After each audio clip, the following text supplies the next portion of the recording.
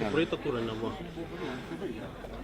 Palyginimas šių rungtynių su pirmom dviem. Kuo skiriasi? Nieko labai nesiskiria, rezultatas nesiskiria, žaidimas iš principo toks pat. Biškai gal pritrūko kūrybingumo. Sakykim, galbūt nebuvo tokių, sakykim, nepametėm aikštės vidurio antram kėlinį. Realiai sužaidėm abudu kėlins praktiškai vienodai, skaitant, kad 15 minučių žaidėm mažumoje. Turėjom keletą progų, sakykim, galėjom pasižymėti. Varžos niekaip patinka labai nesukūrė, manyčiau, toks žaidimas, sakyčiau, polygis. Šiaip gynyboje irgi daug klaidų, ta prasme, nedarė tam.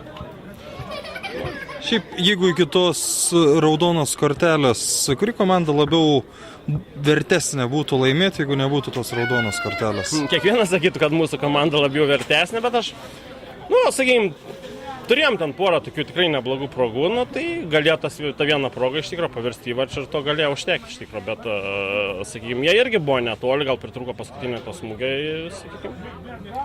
Toks lygus žaidimas, nepasakyčiau, kad labai ten gražus buvo žaidimas, tiesiog daug kovos, daug stumdymasi.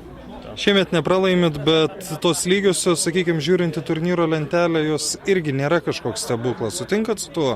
Iš principo, jo, sutinkam.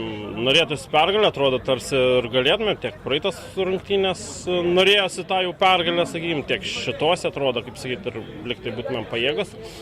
Ta komplektacija visą laiką šlubuoja, net trūksta kūrybingų žaidėjų, vienas kitas žaidėjas, vieną kart vienas ateina, kitą kart kitas ateina, o taip neišeina surinkti optimaliausios sudėties, kaip ten pagrindiniai žaidėjai iš principo trūksta, kuris traumatas. Manau, kad su jo buvimu iš tikrųjų biškį tas vidurys būtų stabilesnis ir, manau, daugiau progų tiesiog kurtumėm. Mažok ir progų kūrėm iš tikrųjų.